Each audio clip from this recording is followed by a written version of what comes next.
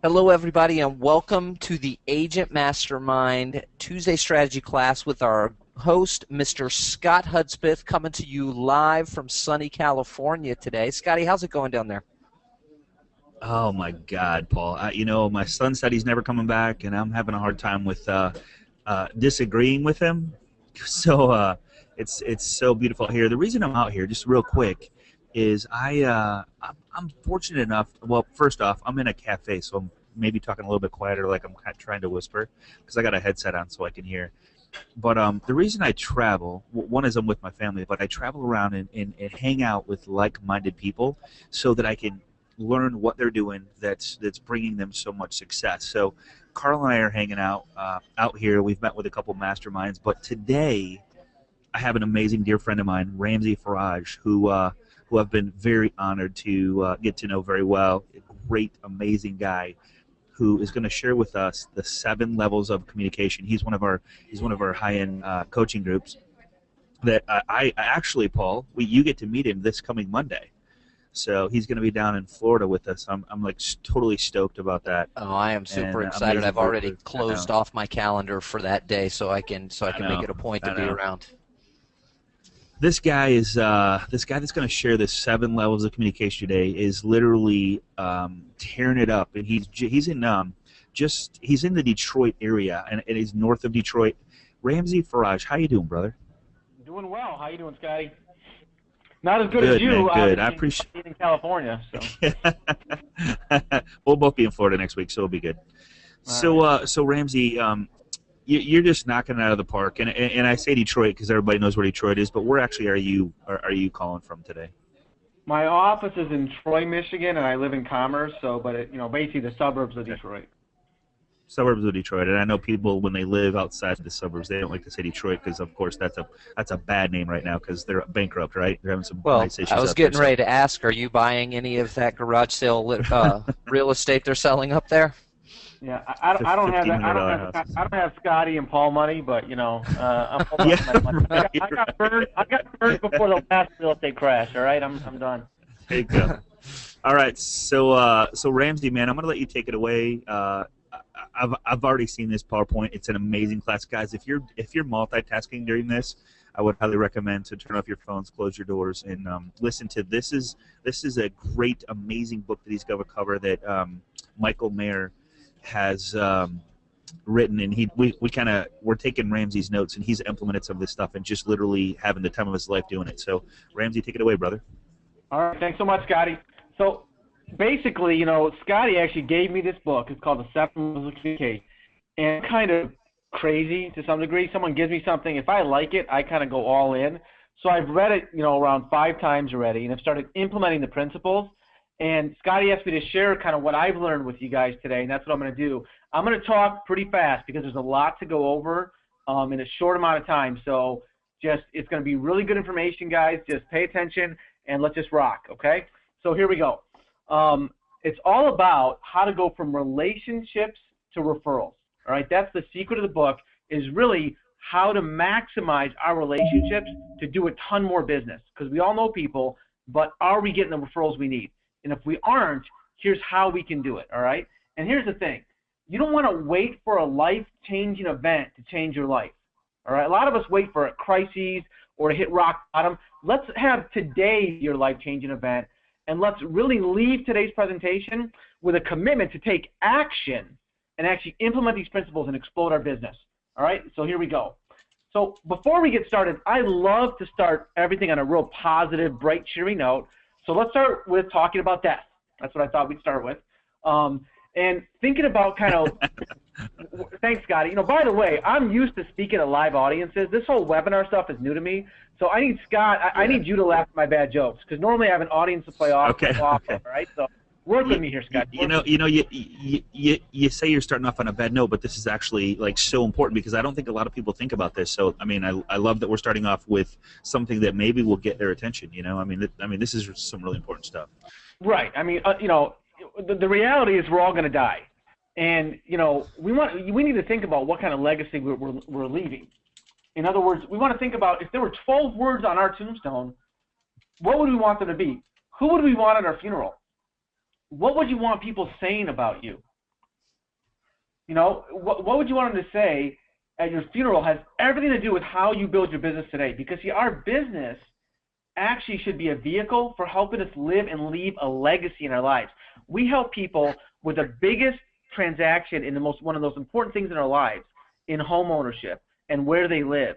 And we can touch so many people and have such an impact. Another way I look at this is, after I'm gone, I have a daughter, and if someone walks up to my daughter, what are they going to say to my daughter about me?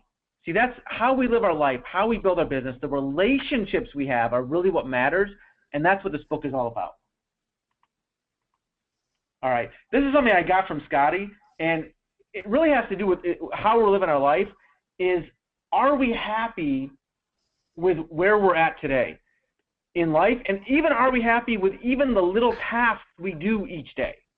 If we're not, and then we have to ask ourselves, well, do we want to be happy? I mean, if anyone's ever seen Saturday Night Live with Debbie Downer, she does not want to be happy, right? Anything anyone says, she brings it down to a negative, all right? And there's that music, and she has this funny look on her face.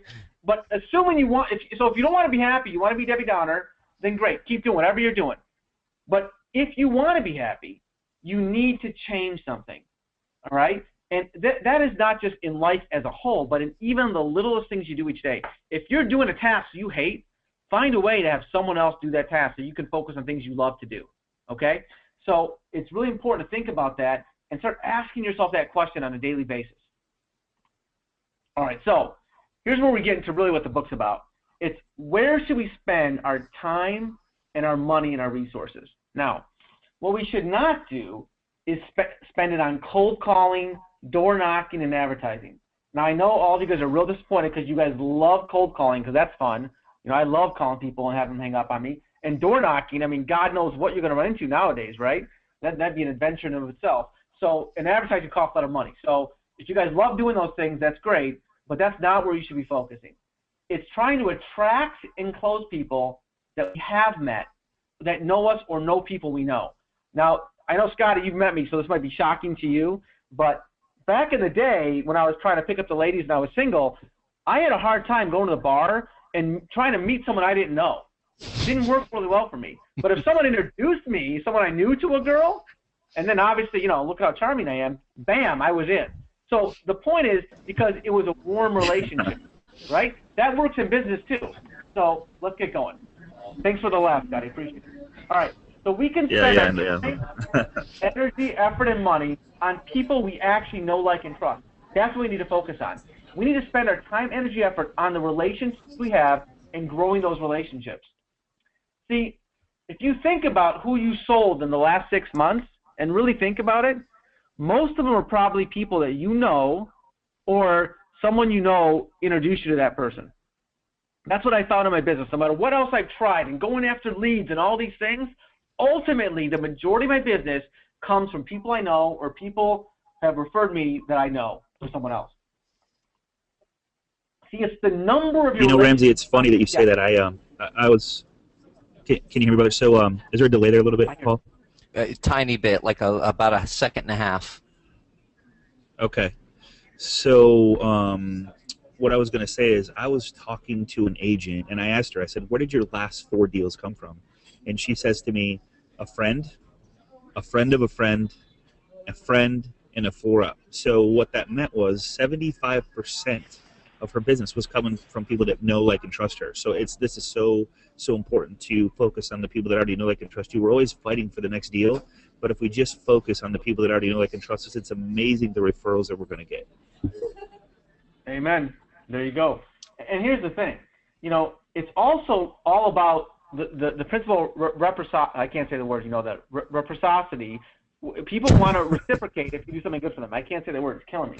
So the more you give, the more you get, all right? And your relationships turn it into referrals. See, if you want to get 50 referrals, well, then you need to give 100 referrals. Or more importantly, it's not even just giving a referral to someone, although, you know, being in real estate or loans and mortgages, we have a lot of opportunity to refer people to home inspectors, to movers, to all kinds of people, right? But also, it's just doing something for them, helping them in some way. The more people you help, the more you're going to get in return. That's the principle. And it's really not about who you know. Everyone says it's all about who you know. It really isn't. It's about who you know, how well you know them, that you really have a real relationship with them and who they know. Because if you build a relationship with people, suddenly the people they know are going to be referrals that you're going to be able to work with. But if you just know people and it's super superficial and it's all about how many people or names you can get in your database, but you have no relationship, it's not going to work. All right. Now we're going to do some math. I know I mentioned in the beginning there was going to be no math, or I should have mentioned that, but I lied. My 8-year-old daughter is livid right now because she hates math, but we're going to go for it. Now, Scotty, hopefully you have a calculator, because if I mess up, I need you to check my work here. But 150 equals 9,000. I'm going to show you guys how that works. Assume you have 150 people in your database. I would assume most people on this call have at least 150 people in their database. NAR, the National Association of Realtors, as you guys know, estimates the average person moves every 5 years. Once every 5 years they're moving. So that's 1/5. See, I'm a math whiz. 1/5. So 30 people will be moving each year in your database. If they sell and buy, that's 60 transactions. Now, I would guess that if you did 30 transactions last year, or I don't have to guess, you're going to be in the top 10% of all real estate agents out there, right? Well, let's get a little further with this. Let's say each person you know also knows 150 people. 150 times 150 is 22,500 people. I use a calculator for that, yes. That's a lot of people. So if 20% of them are moving each year, then 4,500 people in your community are moving. And that equals 9,000 potential transactions.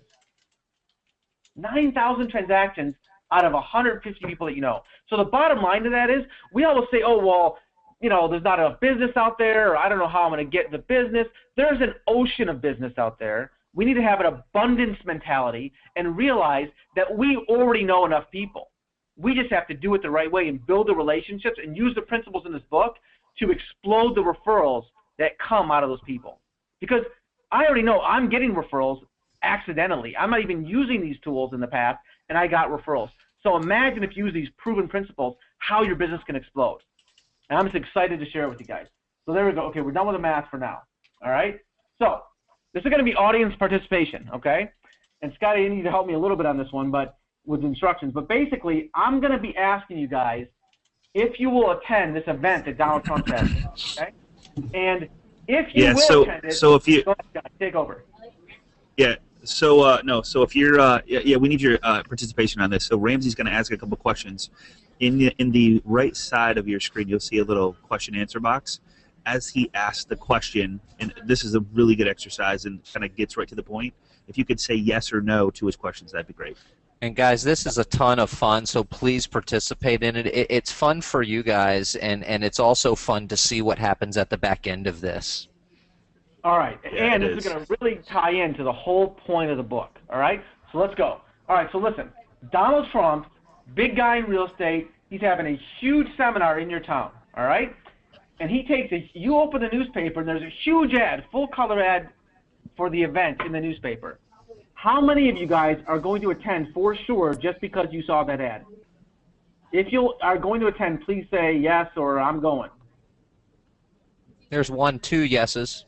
3. All right, we have 3 yeses. All right, now, let's take it a step further.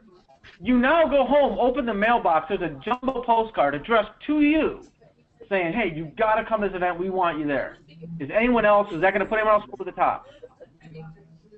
Bunch of no's, man. All right, let's keep going.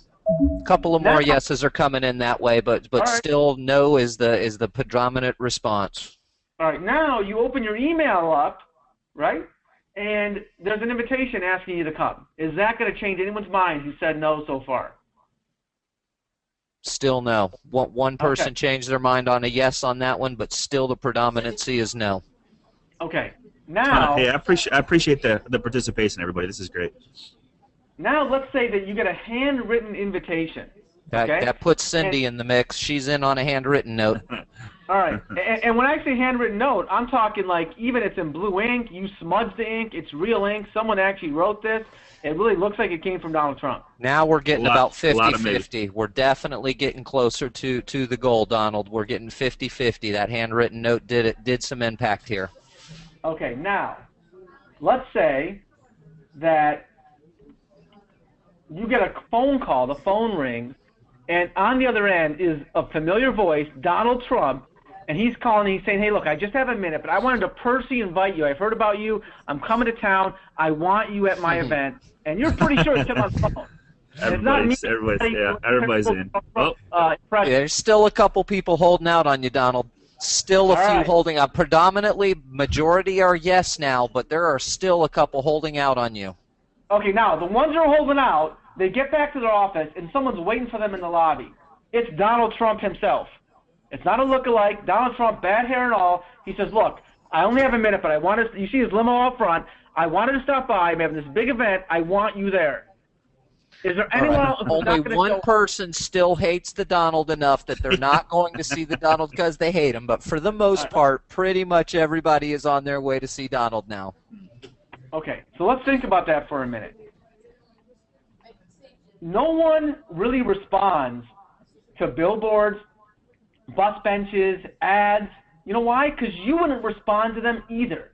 You wouldn't respond to most of you, to the ad in the paper or the postcard or the email invite. Those things didn't really influence you or cause you to change. What caused you to change was handwritten notes, personal phone calls, one-on-one meetings, right? But in our business, if we were all honest, how many handwritten notes are we doing? How many phone calls are we doing to our database? And how many one-on-one meetings are we having each week to try to build our business? And I know the answer to me. And it's pretty shameful the last 2 years. Yep, we're going to work on that, brother. We're going to work on that. So let's talk about it. So what that brings us to is the crux of the book. It's called the communication pyramid. And as you go up the pyramid, the more impact you're going to have on the other person. And the relationship is going to grow stronger. The bottom part of the pyramid is the lower levels is the informational zone.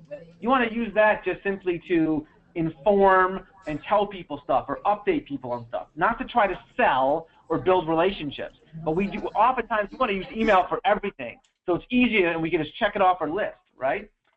The upper three levels are the influential zone. Handwritten notes is kind of in between, but it's when you're starting to get more influential. But the biggest ones are phone calls, events and seminars, and one-on-one meetings. That's where you want to be when you're looking to influence, convince, or sell people and build relationships. And that's where we don't spend enough time. So let's take a little closer look at this. Let's look at handwritten notes first. Now, he highly recommends doing handwritten notes, doing them often, and he has some principles on how to do them successfully. I'm going to fly through them because you guys are all going to get this presentation. You can read these on your own. All right, you want to use unbranded cards. And here's the thing. Oftentimes we get cards printed with our a picture of a house and our logo and our company name and our address. We're trying to build relationships with people, not have them feel like you're wanting to sell them and you want something. If you were writing a letter to a close friend, would you send it on a note card like that with your logo all over it and pictures of homes, etc.? Probably not. Well, you don't want to do it on these notes either because you're trying to build relationships. Use blue ink. Avoid words like you. I'm sorry, use words like you, geez. Avoid I, me, and my. See, I'm all about myself, I guess. Be specific in your praise. Try to identify something about that person that is good or that you like and say it. Too often we think of good things about people, but we never say it. We expect them to read our minds. And we're much more apt to say something negative when we see that. Leverage the power of positive projection. If you have something that you want to improve on and you see it in someone, let them know how much you appreciate that in them and that it really impresses you and that you noticed. Write rightly, slope text upward and left to right. There's a whole book on this. Hey, if he says to do it, he's getting a ton of referrals. That's all I'm writing. The power of the PS. Use a PS as a call to action. People will always read the PS. So that's why you want to ask them to do whatever you want, such as emailing you back or calling you back or whatever you want them to do. You want to put that in the PS.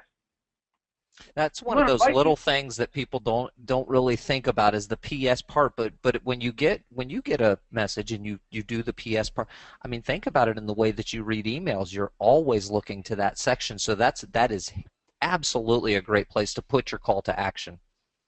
Amen, brother. And then here's the thing: you want to write these notes to everyone you know. You want to pick up you might say, well, who do I write them to? Pick up a business card. Look in your email. Look in your database. You meet people all the time. Grab a card. Write them a note.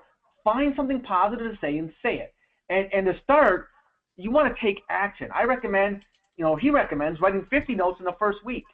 and your phone will start to ring. If your business is down, start to do something about it. Take action. Write those notes. Get them out there. And here's the thing. I know a lot of people are to send out cards. I don't want to offend anyone. If there's any send out card reps on the line, I use it myself. Don't use it, because here's the thing. People can tell it's not the same. When's the last time you got a real handwritten note from someone? I can't remember the last time. That's why it's so powerful. And if you start doing it regularly in your business, it will have a huge impact. But you have to do it and take action, and not just say, oh, here's another slide Ramsey shared, and move on with your life. All right? All right, let's go next. Phone calls. We're going to look at each level now, the influential levels a little bit closer. Phone calls. Now, as you can see, I had a hard time finding a big picture of a phone. My daughter saw this picture, and she's 8. She could not stop laughing. She could not believe that's what our phones look like. Those of you who, not that I know ever had a phone like that. I'm much too young for that. But anyway, so here's the thing. That's how a lot of us feel our phones are. They're that big. We don't want to make calls. Well, if you don't want to make calls and you're reluctant, you have to look at it from a different perspective. See, if the objective of your call is to try to help those people and to provide something of value to them, and we're going to get more detail on that, then you're being selfish if you don't call them, because it's not about you anymore. It's about them. It's just a shift in the way you're thinking. First and 10 calls. He recommends that as soon as you get to the office each day, not after you check your email, not after you go chat with people, as soon as you get to your office, right? Do it now. Take action. You call 10 people. They can be people you're showing houses to that week, referral sources, other loan officers, agents, networking contacts, team members, potential clients, whoever it is, but you have those calls preset the day before, and you know when you get to the office, you're calling 10 people, period, which is probably more people than you've called in a long time to build your business if you were anything like me before I started implementing this stuff. Why are you calling? You're calling with a heart to help. They may need a recommendation for a vendor, a job recommendation, whatever they need. You want to find out what you can do to help them, and then take time after the call to send them what they need. Forget about thinking how they can help you grow your business. They can smell it a mile away. So if the conversation goes there, that's great, but your objective is to assign yourself at least one action item so that when it's over, you can actually help them and do something for them to start to build that relationship, okay? That's what your focus needs to be. Hour of power, he also recommends 4 hours per week. You time block, focus phone calls to people in your database.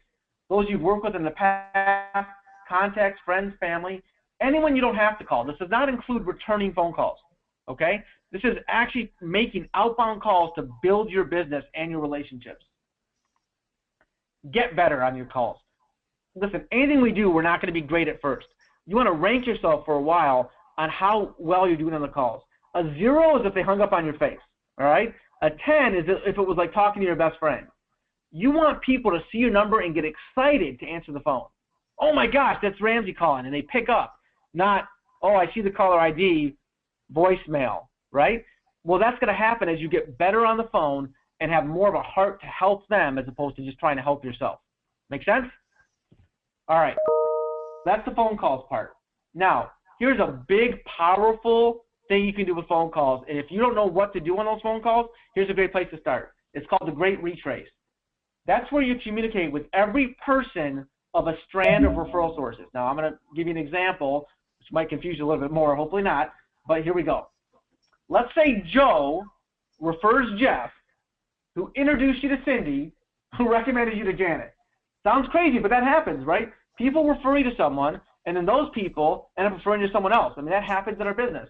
Well, what you would do is you would call Cindy and say, hey, thanks so much for recommending Janet. We're going to be working together. I really appreciate it. Then you call Jeff, right? Jeff's the person who introduced you to Cindy, and say, hey, thanks so much for connecting with Cindy. She recommended me to Janet. Now I'm doing business with her. I just really appreciate you. I want to let you know that. And then you call Joe and let him know about the whole thing. See, there's enormous power to this strategy.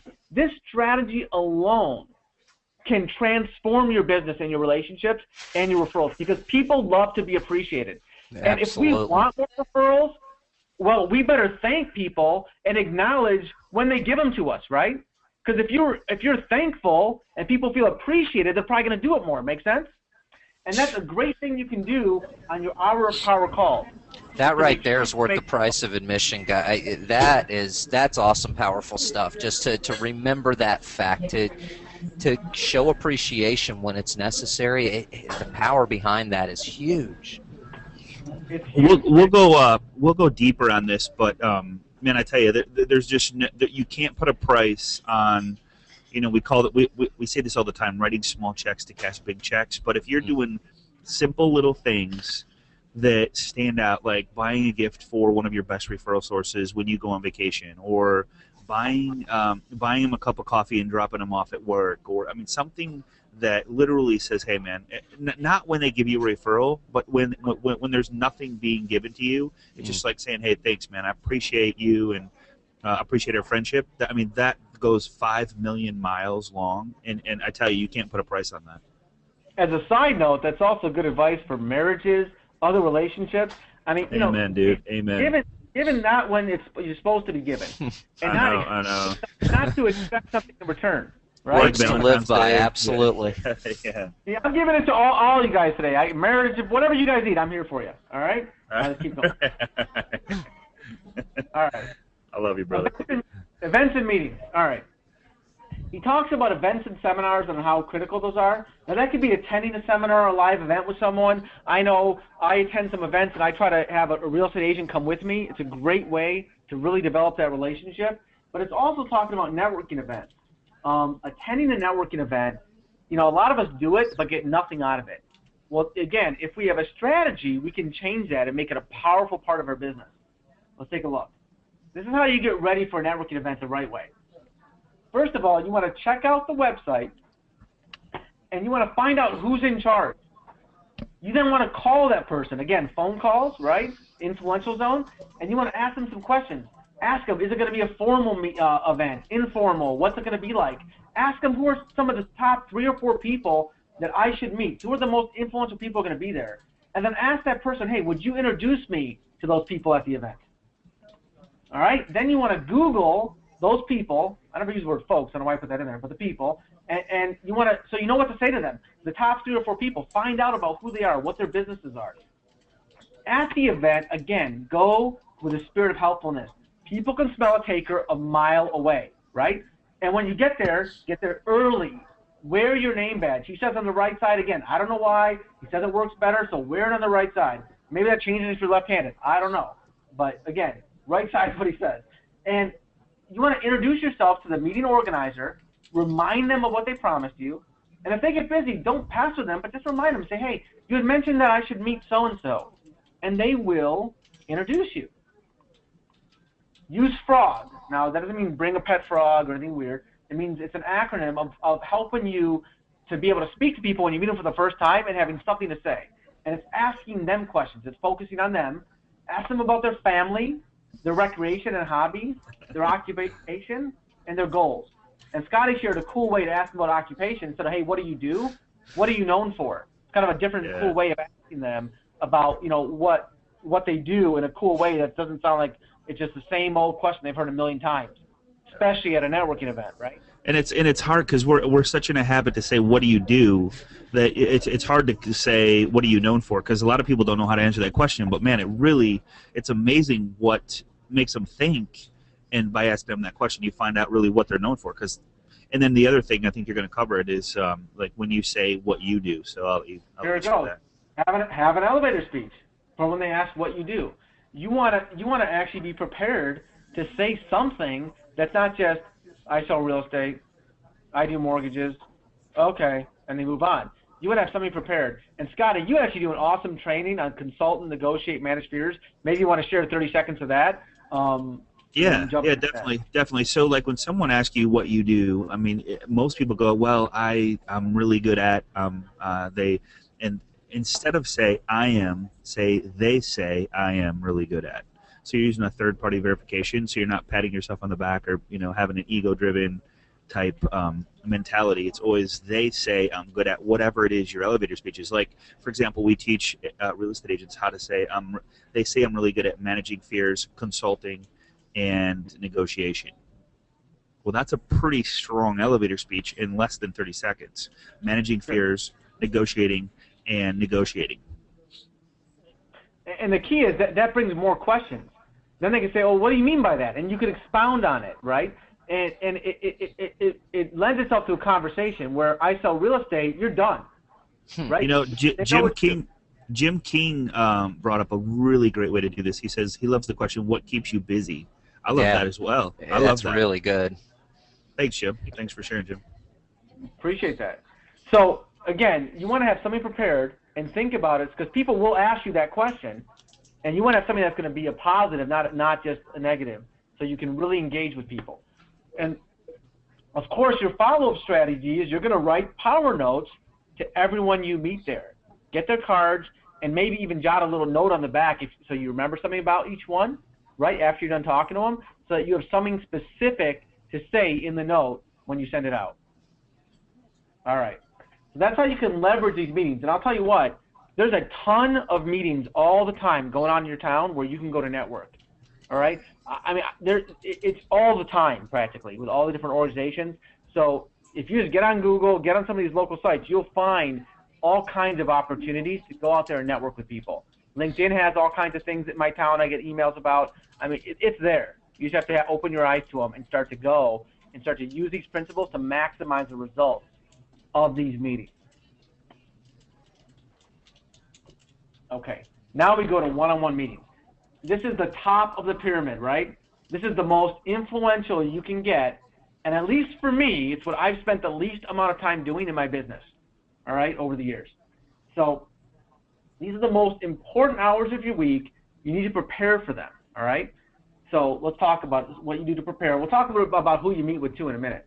But first of all, again, anyone you're meeting with, Google them, do some internet research. A great idea is also to go on Facebook and learn more about them and what they're doing in their life, because it's a great way to learn about what people are doing that's available to us nowadays. Remember FROG, family, recreation, occupation, goals, make it about them, not you. Ask what their biggest challenges are. When you meet with someone, you go in wanting to help them, you have to know what they need help with. You need to ask questions to get them thinking about what you can do for them, what the challenges they have, so that you can try to help them. Here's a big one for me. Match their natural pace of conversation. Now, I know this might be shocking to some people, but I tend to speak a little fast and I'm a little excitable, right? Well, if I'm talking to someone and they're more of a slow, reserved person, I can freak them out, literally. And if I don't notice it, I'm already like, I'm way over here. They're way back there wondering what the heck happened to them, all right? So if someone talks slower, try to match how they're talking. Slow it down. If it's another fast talker, go for it. Now, I think I mentioned this before, but Seinfeld had an episode where there was a close talker, someone who would get right in your face and talk to you. I don't recommend matching that. You might end up kissing them. It could get awkward. So avoid the close talking, but match their way of speech. Hey, Susie brings up a really good point here, Ramsey. She says the reason that people place their name badge on the right side is because most people shake with their right hand. So if you do that, you can still see the name badge. Well, it opens up their lapel a little bit. I'd never even thought of that. It thrusts forward. But if someone, the lefties out there, are they still shaking right? I don't know. Yeah, I guess, yes, okay. yes, we do. There you go, okay? That's why then, because it thrusts it forward and they can read it better. All right, beautiful. Thanks, Susie. All right, so as far as the one-on-one meetings, you want to end them with one of these questions. How can I help you, and what can I do for you? So you want to have an action item to leave where you almost have homework on something you can do, a referral source they might need, some kind of resource that would help them, right, that you could send them, some kind of training, some kind of information, whatever it might be that could help them with their business and their life. That's what you want to do. Power note always. A very powerful thing is to take a gift to the meeting. Maybe a book, or sometimes you can cheaper. You can send them a download version of a book. But it's a powerful, powerful thing. I mean, if Scotty had not given me a gift of this book, I wouldn't be here talking to you guys today, and my eyes wouldn't be open to the power of relationships and building to get referrals and explode my business. So you could have a huge impact, because when you leave that meeting, you're leaving them with something that's going to help them, right? And it's going to remind them of you, which is powerful. He also talks about creating a networking stack. That's where you actually book appointments back to back. Oftentimes, the best place to do it is a restaurant, okay? And it's kind of like your home territory. You become a regular there. You tip well. You get to know the staff. And what happens is you start getting treated like a VIP there, right? And people know you, and it's a very comfortable setting. And when you do that, you're going to really maximize your appointments because number one, you're not going to get lost trying to find someone. You're not going to lose all this transportation time, right? And you're going to have a comfort in that area. And people are going to think you're a mover and shaker. People are going to think you're important because they're going to see that everyone there knows you. They're going to see that you're someone who's important. And people like to be around people that seem like they have it going on, all right? So it's a very critical thing. And you can also have back-to-back people that you want to meet each other, maybe that can help each other's business, and strategically stack them that way. Make sense? And again, Absolutely. I recommend having someone make phone calls and try to set appointments for you. Now, who are you meeting? You're meeting referral sources, whether they be different professionals who can refer your business or clients who refer your business. Because you want to meet with people who have the opportunity to send you business, but you don't want to just go there asking them for business. You want to go there to help them and build that relationship so that they're going to want to send you business because they're going to like you and trust you. And that's what they're really looking for. All right. And he talks about, as far as when you're on those one-on-one meetings, the 3 most referral-generating questions. Now, this is not in the book. This is like a secret training he did that I found online. He didn't put it in the book, but this is what he says. He says you should ask what the people, when you're in the one-on-one meetings, what's your biggest challenge right now? See, you don't want to guess how you can help the person. Do not assume, you know what that does, right? And once they tell you what's going on and you dig a little deeper with them, ask them, so hey, what have you tried so far? See, you don't want to suggest something that they've already tried, and by them talking it through and telling you, you may be able to tweak what they're already trying, add to it, and find a way to help them.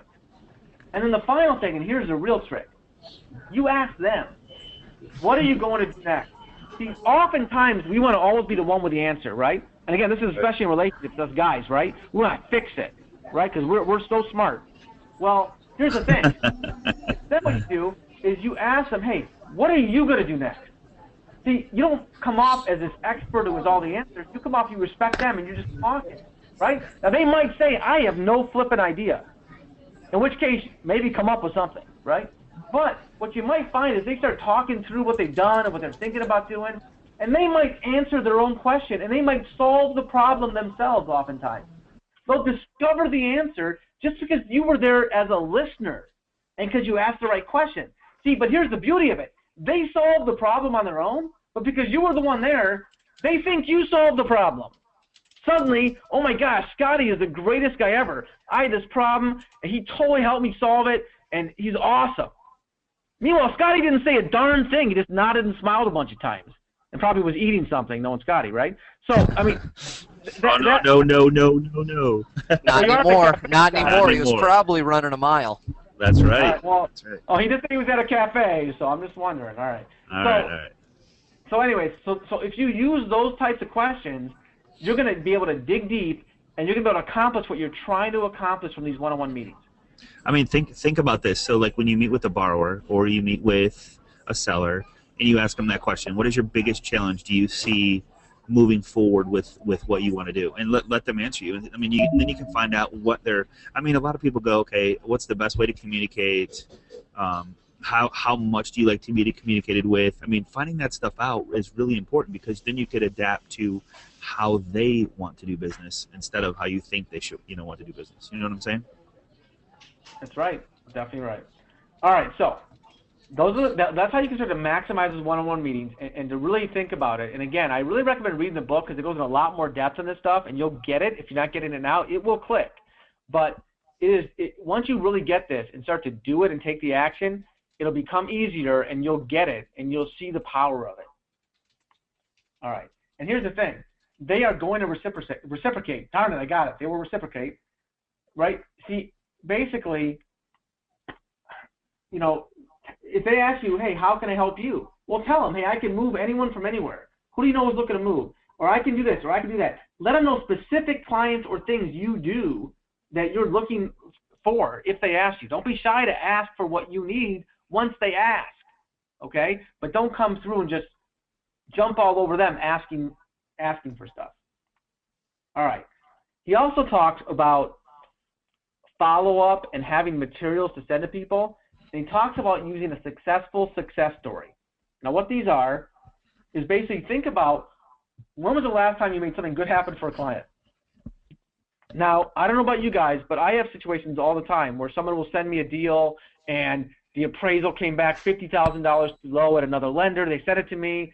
Somehow our appraisal process is better. We get it, the deal closes, and I'm a hero, right? Well, when that happens, I need to be documenting that, right? And you want to use these 7 steps to document whatever your success stories are. So here's how you do that. You're going to, first of all, obviously be specific. What was the client's name and situation? What was the problem or challenge that they were going for? For example, Josh and Jill were first-time home buyers and they had no idea what was going on. Well, what would happen if you weren't involved in the situation? What's the worst possible thing that could have happened? Well, they would have bought that home that backed up to the highway that they were in love with. That was a terrible investment, right? How did you help them solve the problem? You educated them on what made it a good investment. What was the result? Be specific. They bought a great home that was a great investment, okay? What did the client say to do, let you know how well you did? In other words, include their testimonial, or, hey, they referred me to someone else, or, hey, they said this, that they were so happy and so thankful, whatever it might be, the testimonial part, and then ask if you can use their picture in the success story. It makes it so much more powerful when you have an email that you send out as a testimonial or something on your website or something you use in a mail piece when you have a picture of the person there. It makes it a ton times more credible, okay? And you're going to use these success stories in your marketing and in your follow-up plan, which is what we're going to get into next. We're going to be talking about the FBomb. Now, I know you all know what the FBomb, right, is. The FBomb, the F word is follow-up, all right? Come on, get your minds out of the gutter. Follow-up is the FBomb. The FBomb is a system you're going to use to create follow-up on your one-on-one meetings with people. It's a 7-week series of power notes, direct LP, emails, and phone calls. At least 4 of them you want to be phone calls. The other 3 can be the other things we talked about, okay? Ideally, you want to delegate the other pieces to an assistant or a virtual assistant or someone who can handle that stuff so you can focus on meeting more people, right? But you need to make the phone calls. Those are your first and 10 calls. Those are your hour of power calls. Again, these are what we're doing. We're calling people and building relationships.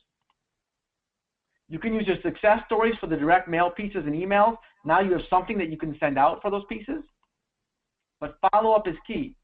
Google Alerts. Here's a powerful technique he shares I wanted to share really quick. And if those of you don't know, Google Alerts is where you can go into Google and you can set up where you enter a keyword or a word, and anytime that word is on the web, you get an email notifying you, okay? Now, there's a lot of ways you can use this, but the biggest thing is for your top clients and referral sources. You want to set a Google alert for their name. If one of your clients or referral sources ends up mentioned online in a positive way, right, in a positive way, then you want to notice that, see it, and then send them the article or send them what you saw and say, hey, I just noticed that you were in this article, whatever. That's so awesome. Acknowledge people's accomplishments. It is huge because you'll be one of the only people they know probably who did that. Also, let's say you know they're passionate about, I don't know, golf. I mean, that's too many people. Or they're passionate about a certain charity, whatever it is. Well, have a Google alert for that so that if there's a cool article or topic on that, you can say, hey, I was just thinking about you. I saw this article, thought you would enjoy it. The power of those little things to build relationships is huge, and we now have the technology to be able to do it that never existed before. So a very, very powerful technique. He also talks about a blessing book. A blessing book, and again, it doesn't have to be this fancy book, although you can buy this fancy book if you like from him on his website. But a blessing book is a place where you're going to each morning write 5 things you're grateful for. Health, family, friends, work, whatever it might be.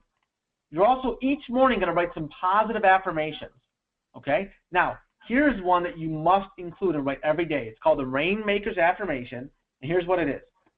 You're going to write this every day in the book. Each and every day, someone, somewhere in my city, needs my services. My job today is to find that person. Now, if you can read this in the morning, put it at your desk, put it in your car, internalize it. One a day, man. One a day, you're going to start thinking like a top producer. You're going to have a different outlook on life, as you're meeting people out on the street, as you're talking to people, you know someone out there needs your service today. There's a client who wants your services today. You just have to find them. And if you have that mentality, it's amazing the power of the mind and how you start to attract positive things. But again, 99% of people will hear what I'm saying, and they will not get a blessing book, and they will not write that down every day, and then they will wonder why their business hasn't changed. Why? Because that's been me in the past. We have to take action. I also carry a gratitude rock. It's a little polished rock. It doesn't have to be a polished rock, but mine is. I gave one to my daughter too. It's in my pocket, and whenever I feel it or notice it, I pull it out and it reminds me to say something I'm grateful for. We spend so much time about what we don't have that we don't have enough joy in our life of what we do have, right? And people want to be around happy people. One way to be happier, one way to be more excited about life is to start appreciating what you have. Scotty, I appreciate you, man. Letting you know. All right. Create a brother. I was just thinking, dude, you just give me chills every time you say that, brother. I know. We're having a personal moment here. I appreciate you, bro. All right, thanks. I know. Yeah. All right. Create a sense of urgency. Now, this is crazy, and you guys might think I'm nuts, but here's what he recommends. And this is what I've done.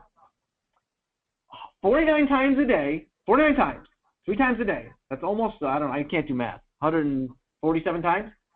Say to yourself, do it now. Don't say it out loud in public, all right? I don't want to hear like people are like throwing you out of places because they think you're nuts.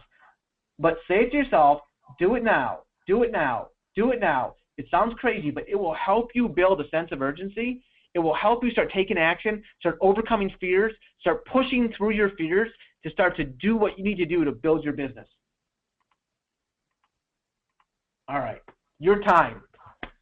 Anytime we talk about anything like this, it's really important to realize how important it is to manage our time, or else we're never, ever going to accomplish this stuff, right? He recommends doing a vision exercise where you imagine your perfect day and write it out from the morning you wake up into the moment you go to bed. Now, I'm talking about the perfect work day, by the way, not the perfect day on some beach somewhere, okay? But the perfect day, work day, right? Break it down hour by hour and describe what you're doing on your perfect work day.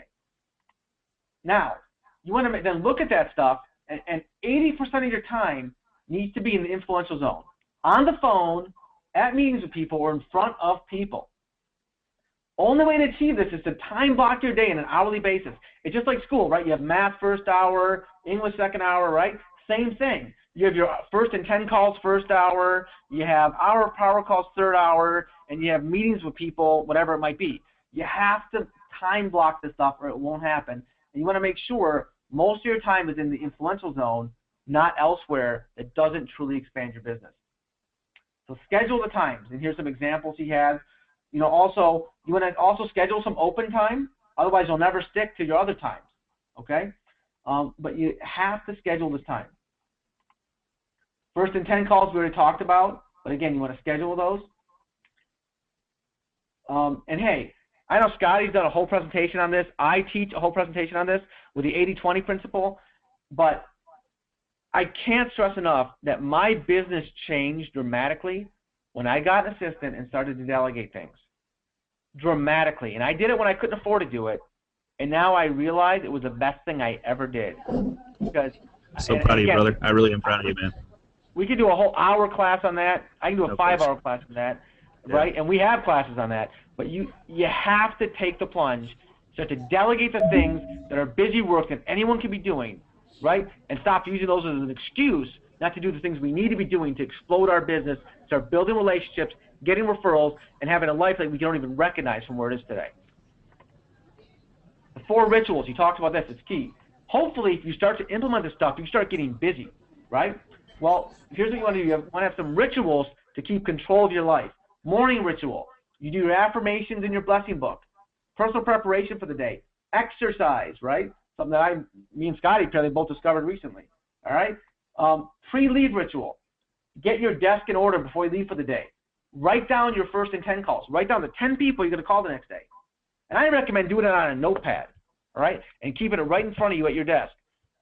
And check your time blocking for the next day to make sure you have to adjust things and to make sure you know what's going on that next day. Pre-sleep ritual. Before you go to bed, you're going to do some reading, some visualization, some praying, stretching, whatever it might be. But oftentimes we don't take a moment to kind of de-stress and kind of like just take a breather before going to bed. And then if you're anything like me, I don't get a night's sleep because I'm thinking about all this stuff all night long because I didn't get my mindset in the right place to go get some rest and recharge for the next day. Sunday night ritual, he recommends taking a look at the entire week's schedule, making sure all your appointments are in order. He even actually says you should put your clothes out by day, have them in the closet right down to the socks, and I'm assuming underwear even. Have it all out there so that you don't have to think about, what am I going to wear? Oh, that doesn't work with that. Some of us waste a half hour figuring out what we're going to wear in the morning. All right? Get more organized in your life. You'll have a big payback. Now, here's where it starts to get interesting. This is all about our database, right? We're talking about building relationships. Well, when we build relationships, we have people in our database we're building relationships with.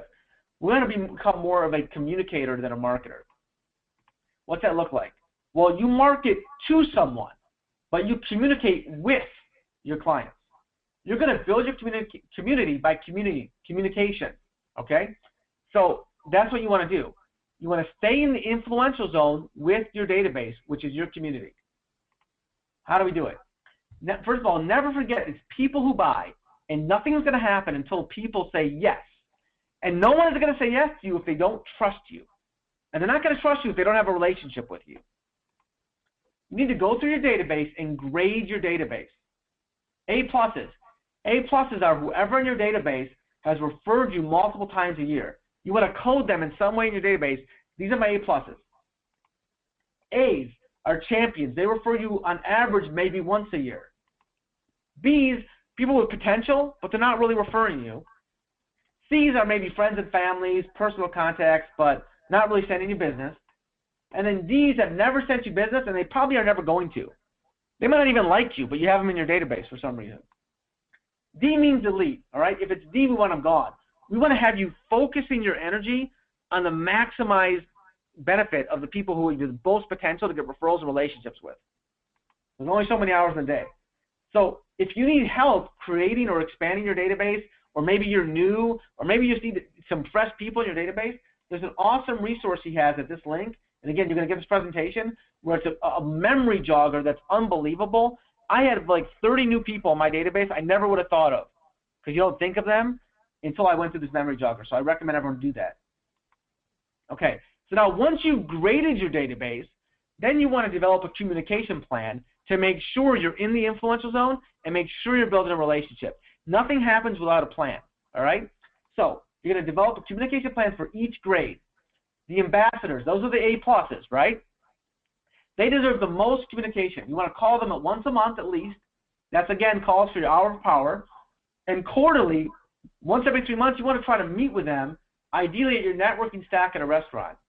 All right? Eventually, he even recommends your top referral sources. You meet once a year and kind of a board of advisors where you have them together for a nice dinner and you kind of go through your business and their thoughts. And that's a whole more advanced concept, but he does talk about it in the book. Champions are 4 times a year. You want to make sure that you contact them 4 times a year, at least, minimum, right? And this is phone calls, meetings. This is not emails, right? All right. B's. The B's, we don't really know what they are. They might be A's or A+. They might be C's and D's, and we move down. He recommends a way to find that out is you send an email out that's a guaranteed response email. It basically says, hey, I have a few quick questions for you, and I hope all is well, and I want to touch base. I lost my train of thought here. Oh, that's the subject, sorry. I have a few quick questions for you. And then he says, in the body of the email, hope all is well, want to touch base. I have a couple of specific questions for you. Could you please call me your earliest free moment? It's not an emergency, but when you have a second, please give me a call. I promise to only take a few minutes of your time. Thank you in advance. Talk to you soon. P.S. If somebody else answers, please let them know that I need to talk to you. Thank you. Again, that's putting more power on it. And he's saying when he sends his emails out, people call him. These B's call him. Now, when they call you, you're going to do your small talk, and then you're going to use something he calls the Am I the Chosen One script, which I realized I forgot to put in here.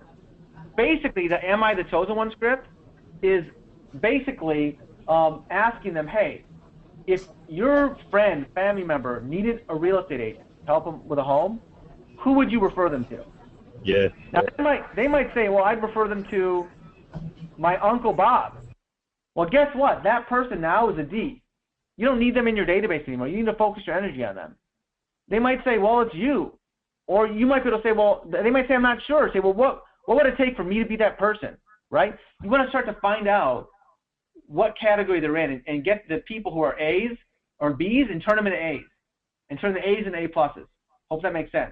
Again, the book goes into more detail on it. By the time you're done, you want to have no more B's in your database. You want to either know, hey, these are people who are going to promise to refer you, or their people should be deleted because they're not going to work with you again. You want to find that out and focus on the right people. And he recommends sending that email out 20 people at a time. If you send 300 emails out like that and they really all call, you're never going to get back to them.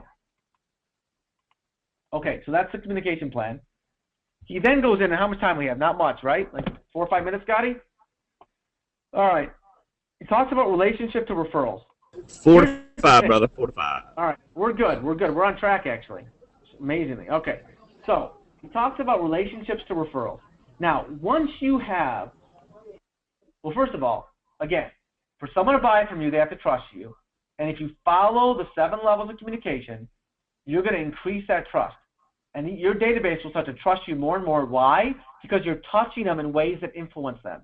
You're touching them with meetings. You're touching them with phone calls. You're sending handwritten notes. They are going to trust you. Now, once you feel like you're an 8 out of 10 when you're on the phone with these people, where it feels like, man, we're almost like good friends, where you've helped them in a few ways, you've sent them a few things, right? Well, then that's where the theory of reciprocity comes in, and it's okay to start having referral conversations with these people and starting to ask for the referral. But again, we never say referral. Never say referral, all right? Instead, we say, hey, introduce me to those that they love and trust, neighbors, friends, family members, and coworkers. See, people don't want to refer people. It's an emotionally charged endorsement where they're putting their reputation on the line. They won't refer you, but they'll introduce you all day long if you ask. And that's what you want to focus on. He goes through a few scripts, and again, I'm going to fly through these. They're in the book. You can read them, start to make them your own, right? You don't do them word for word. One of them is the birds of a feather flock together script, okay? Basically, people who are doing something typically know other people who are doing the same thing. So, for example, let's say someone's moving from renting into buying. You might say, hey, it's been great working with you. Who's another renter or first-time home buyer you know who's looking to get out of renting or is looking to buy soon? The more specific you get, the better. It's that reticular activator that we talked about when when you're thinking about buying a red car, you see every red car out there, no matter what kind it is. It's just at the top of your mind or front of your mind. That's right. In fact, and that's one of the other scripts he has. Great people script I'll do first. Basically talks about, hey, you know what? I love working with great people. You guys have been awesome. Hey, who else do you know who's like you who might be looking to buy or sell or invest in real estate? Give them time to answer too. When you ask these referral questions and there's silence, the worst thing you can do is talk. Tough for me, right? But that's the worst thing you can do is talk. You got to be quiet. Give them time to answer. Whoever talks first loses in those situations. Reticular activating system, Scotty mentioned, so I'm going to not go through it. But basically, again, you start to see things you wouldn't have seen because you're doing a certain activity or buying a home. They're going to start to more and more see that. Ask for specific and relevant referrals. That's an example, okay? So again, the key is to go through these scripts and start to use them. Don't be afraid to ask people to introduce you to people they know once you have the relationship with them. If you do it in the wrong order, you'll never have the relationship, and you're not going to go anywhere, and you're going to wonder why it's not working. Okay. He then talks about the magic question, one of the last concepts I'm going to go through here. And it's all about knowing your customer. Scotty, you mentioned this briefly earlier, but you need to know what kind of people they are, and you need to sell to them in the way they want to be sold to, all right? Here's the magic question. It's how would your best friend or spouse describe you? Straight to the point, social and outgoing, steady and dependable, or cautious and perfectly accurate? If you had to choose just one, what would it be? What would it be, Scotty? Oh, man, that's a tough one, dude. Straight to the point for me. All right, there you go. So, and then what you do is you put that magic question on your intake forms. By the way, an intake form is a form you have your customers fill out, and it asks them things like that question. Ask them about their hobbies, their interests, or you can refer back to it, right? And I have an example of that I can even send out that's from the book, all right, that I can send you guys. But you want to know the behavioral style of your client. And it falls into this whole categorization that it's called DISC. It's an acronym. The D stands for dominance. These are people who are straight to the point, like Scotty. They're driven, they're fast-paced, they're impatient, they're efficient, and they're brutally honest. And they aren't into long explanations, they want the bottom line. The I people stands for influence. They love to socialize, they're outgoing, friendly, emotional, energetic. They're the life of the party. S is the steadiness people. They live to serve and please others. They prefer predictability, security, right? They enjoy systems. C is for compliance. These people are perfectionists. They expect everyone to comply with the rules. They create order, process. They can seem inflexible at times, right? They want to know, they want it done right. They want the facts. Now, here's the thing. What you have to realize is the buying process of buying a home brings out everyone's inner C, even if they're not really a C. See, the bigger the purchase, the more attention to the details people give it. In life, there's three things you never mess with a person. Their family, their home, and their money. Well, we mess with all three. Yeah, no right? question. They're going to want specifics, details, and facts. Don't get shocked or offended when they start asking you questions. And be prepared to have a system in place to make sure you're giving them the answers and the facts they need. It's important. See, sometimes as an agent or a loan person, it's easy to wonder, man, what do they feel so worked up about? Why are they so upset? Why are they so uptight? Why are they freaking out? Well, because it's the largest amount of money they're going to ever spend in their life on something. So let's realize that and not fight it, and instead embrace it and make sure that our process with our customers gives them the facts they need to be comfortable with the process. Because then they're going to have a positive experience and want to refer you to other people. Now, the golden rule is this, guys, is to treat others as you would want to be treated. And I'm going to have a typo there. That's all right. But forget about the golden rule for a minute. I want to talk about the platinum rule. Treat others the way they want to be treated, even if it's not what you would want yourself. You want to sell the way the buyer buys. So by asking questions like this and finding out their personality type, then you can try to relate to them, right, in a way that fits their personality. Now, the book goes through way more detail on this. It even gives you examples on how you would call different customers or talk to different customers based on their personality. And it's awesome. I really recommend reading it and trying to implement that in your business. All right? So, we're about out of time. That's the basic principles of 7 levels. But here's the thing. Here's the biggest principle for the end. Do it now, guys. That's the biggest principle. 90% of this is taking action. No question. Don't make excuses. Leave this call. Go to this website link. If you don't have the book, order the book. Then when the book arrives, read the book. Not 2 weeks later, not a month later, that day, right? Start implementing the concept. Nothing's going to be perfect in the beginning. Just start doing it. If you take action, you will win, and these things will work for you. Okay? And hey, okay, so you guys, go ahead. So let me ask you, who on this call right now is going to buy the book and read it and take action in this form and there's so much more in this book. It is an amazing read. I want to know who on this call right now is going to take action on this right now. Carlos already downloaded the book from Amazon. All right. Did you see that? That's awesome. Look at that. All right. Hey, go ahead and show the website, buddy, so where they can get the link. And if you Google it, you can get it too. But do you have the link? I actually do. Scotty, is there a way for me to paste in as a response to everybody? I've got the Amazon link, or is there a special link we need to use? I thought Ramsey had it. Go ahead. Go ahead. Hold on a minute. Okay. It's cheaper if you use the link here. Okay? K Booth said I bought it 10 minutes ago. How much though? $3.03 on Amazon, I believe. $30? It's I think it's less. No, $3. Oh, $3. All right. Well, go to Amazon then. The bottom line is go get the book, right? I don't care how you get it. Get it. Here's one way you can get it, or just go get the book. All right. That's the bottom line. Scotty, a couple of people are asking how to get a copy of the PowerPoint from Ramsey. Ramsey, do you mind sharing the PowerPoint with us? I do not mind. Awesome, awesome. So to get a copy, guys, just contact the loan professional who sent you, and we'll make sure that those loan professionals have a copy of it. All right. Guys, hey, Ramsey, you got like unbelievable amount of praise and awesome speaker, and which I appreciate that. Yeah, you are amazing, and you should do a lot more of this. And I'm just glad to be a part of your life, brother. So Hey great guys, job listen, today. real quick, if any of you guys want to connect with me or just want to tell me what you thought about the presentation, I would love it if you go to my Facebook page and just kind of leave a comment. You could also message me if you wanted to ask me anything or contact me in any way.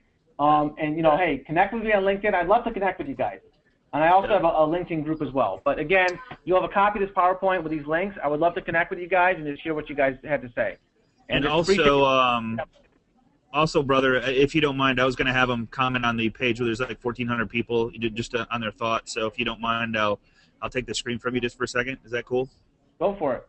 Okay, cool. So there's all his links if you got it, and we'll make sure that you're going to get a copy of this PowerPoint. But let me just really quick go to this right here. Okay, so join us on facebook.com/groups. Let me just blow this up a little bit. /Agent Mastermind.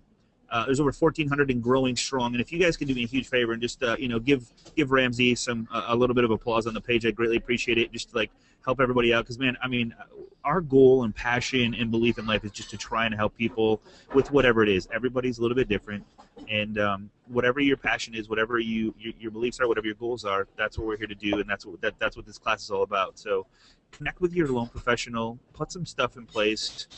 Put it in your calendar. I mean, I can't stress. You can write down your goals, but until you put it in your calendar, when you're physically going to work on your goals, it's never going to happen. So I would recommend just going right to your calendar today, put in there when you're going to spend time on your business. Make it happen, guys. Book your calendar a week in advance, 2 weeks in advance. And then that's it. 7 levels of communication. Ramsey got the class from you, so I'd love to see you guys here every week after week, whether it's closing 1 more deal a month or 2 more deals a month. I would love to hear the success stories on the Agent Mastermind group or whatever you guys have to share or want to share. So a lot of help there. There's a million different people there that give different comments on situations, websites, links. Also, one more thing too, these are the last 8 classes you're going to get with the link to the recording. So I would highly recommend going in and checking one of those if you're interested in a free website. We had an amazing last 3 weeks. And so on. So Ramsey, dude, you rock like nobody's business. Thank you, brother. I'm gonna put it back to you so you guys can connect with Ramsey. And here, go ahead and share your screen, brother, and share that last slide so they can connect with you if you want. And back on? there you go, man. It's back. So, dude, I so look forward to hanging with you next week in Florida. It's gonna be a really good time. We're gonna get a lot done. And we're gonna work on our tan, right, Scotty? Is that what we're doing? We're gonna map out the next 12 months, brother, followed by a 90-day plan, and we're looking at our tan by the pool. I didn't know that. Well, all right. well, we're gonna do the tan too. We're gonna lift the roof off the top, and we'll work on our tan at night, man. So, all right, brother. Sounds good. All right, man. All right, buddy. Thanks so much, everybody. Appreciate you being here. Appreciate you, everybody, and Paul. Love you like a brother, man. Have a great rest of your time, and no more surfing for you if you're doing rib more stuff, surfing. my friend. Oh my God, yeah, we're gonna take a little kayak trip through some caves today, so I'm real excited about that. So. Well, there you go. That sounds like a great time.